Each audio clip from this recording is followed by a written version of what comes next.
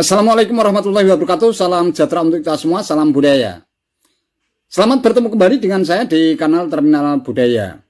Sahabat-sahabat tercinta sebangsa dan setanah air yang saya hormati, sebenarnya saya tidak ingin membicarakan lagi atau mengomentari tentang konferensi pers yang dilakukan oleh tim penasihat hukum terdakwa Bambang Tri Mulyono dan Sugi Nur Harja dalam kasus penodaan agama dan ujaran kebencian yang digelar di Pengadilan Negeri Surakarta. Pasalnya sudah banyak berbagai komentar, baik itu yang pro maupun yang kontra.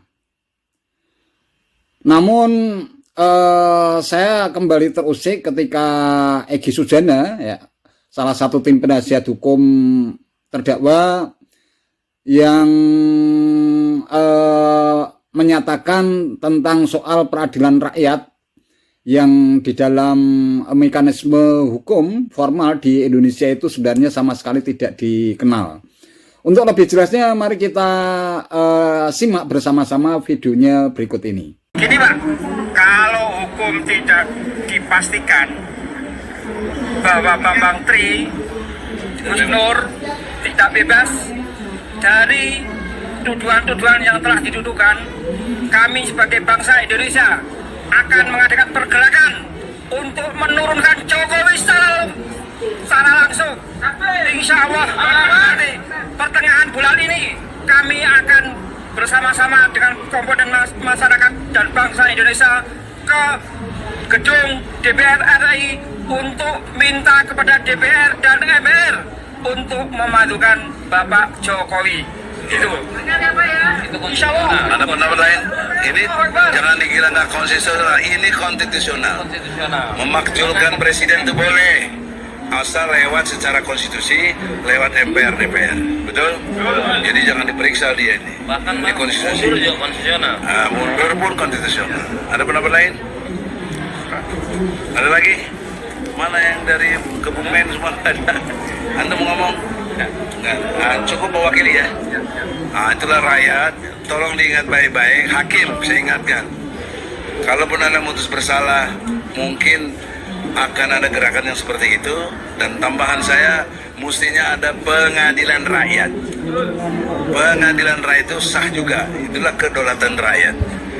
Ya, jadi tapi tentu tata caranya nggak ada lagi jaksa, nggak ada lagi, ya. Nah, itu akan terjadi. Ya, silakan. Nah, betul, silakan. Ini Assalamualaikum warahmatullahi wabarakatuh. Waalaikumsalam warahmatullahi wabarakatuh. Kami dari Aliansi Aktivis 98 dan Gerakan Masyarakat Anti Kepalsuan. Dengan ini kami meyakini bahwa Jokowi diduga keras berijazah palsu karena telah beberapa kali dalam sidang ini sampai titik ini tidak ada satupun jaksa atau saksi apapun yang bisa membawa ijazah Jokowi ke Pengadilan Negeri Solo ini. Oleh karena itu, saya minta kepada Pak Jokowi, kami 98 berjuang untuk reformasi, untuk melawan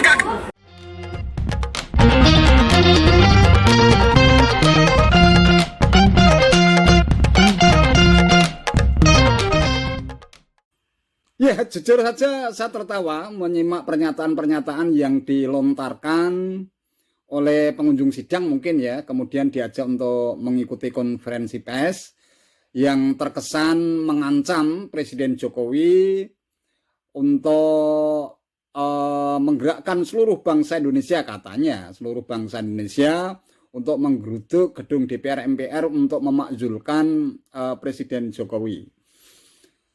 Ya, kalau berpandangan seperti itu ya silahkan saja dilakukan, tetapi jangan salahkan aparat keamanan apabila nanti demo yang dilakukan ini ternyata bisa menimbulkan kegaduhan atau mungkin merusak fasilitas-fasilitas publik yang seharusnya tetap aman dan lancar. Silahkan demo ya, demonstrasi itu diperbolehkan kok sepanjang tidak melakukan keonaran, berbuat keributan atau melakukan perusakan terhadap fasilitas publik.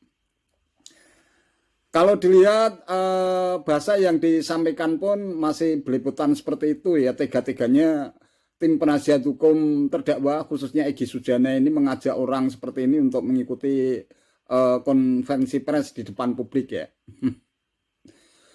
Kemudian yang kedua, pernyataan Egy Sujana sendiri tampaknya ini juga mengandung ancaman terhadap majelis hakim.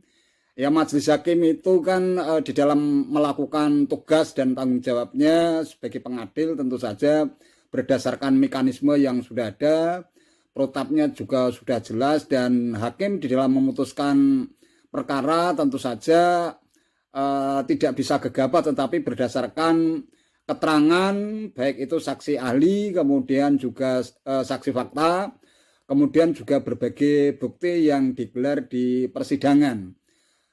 Dalam konteks ini tentu saja hakim memiliki posisi independen dan tidak bisa dipengaruhi oleh pihak manapun. Ya, meskipun Egy Sujana mengancam ya, seperti itu, bahkan jika keputusan hakim nanti tidak bisa memberikan vonis atau tidak membebaskan terdakwa ya, Sugi Nur Raharja dan Bambang Trimulyono, ini Egy Sujana menyebut-nyebut pengadilan rakyat.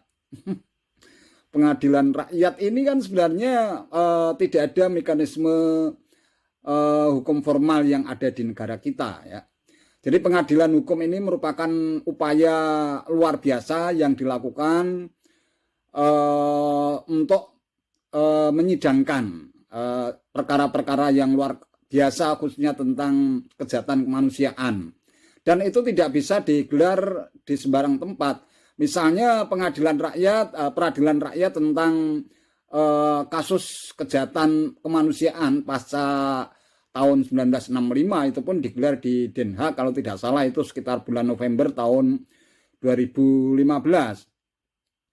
Ini saya kutipkan pernyataan dari Todung Mulya Lubis. Mekanisme persidangan dalam pengadilan rakyat pun jauh berbeda dengan pengadilan pada umumnya. Menurutnya, pengadilan rakyat tidak untuk meminta pertanggungjawaban dan menghukum seseorang, tapi untuk mengungkap kebenaran tentang peristiwa yang digelar dalam persidangan. Itu intinya pengadilan rakyat. Jadi kalau Egy Sujana, ya saya yakin sebenarnya Egy Sujana apalagi sudah mendapatkan gelar profesor atau guru besar di bidang hukum tentunya, apalagi sudah berpengalaman sebagai lawyer, pasti sangat paham tentang peradilan atau pengadilan rakyat. Jadi dalam konteks kasus yang berkaitan dengan Bambang Trimulyono dan Sugi Nur Raharja ini tampaknya kalau dikaitkan dengan pengadilan rakyat sangat tidak relevan dan sama sekali tidak ada kaitannya.